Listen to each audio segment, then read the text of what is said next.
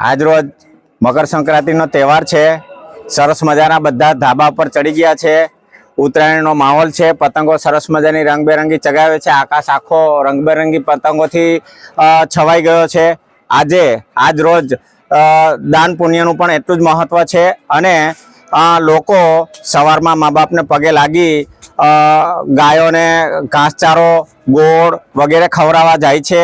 પાંજરાપોળમાં ગાયોની સેવા કરવા જાય છે અને એટલો બધો આનંદ ઉલ્લાસથી આ તહેવાર ઉજવવામાં આવે છે અને લોકો એટલો આનંદ મોજથી તહેવાર ઉજવી અને પોતાનો જે કંઈ આજે તહેવાર છે એ ઉજવી અને આનંદ મસ્તીમાં આખો દિવસ પસાર કરે છે। અને છેલ્લે એટલું કહીશ કે આપણે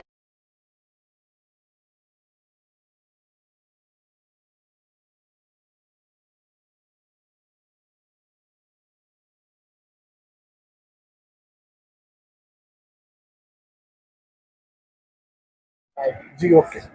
आज रोज दर्भावती डभोई में मकर संक्रांति नो तहेवार उजवाई रह्यो छे। सवारे बधा वहेला उठीने नाई धोईने मंदिरे जाय छे। मंदिरे भोलेनाथ नी पूजा करे छे। एमने चीक्की ने तोल ने एनु दान करे छे। पछी गौशाळाए जाय छे। गौशाळाए गायोने घासचारो खवडावे छे।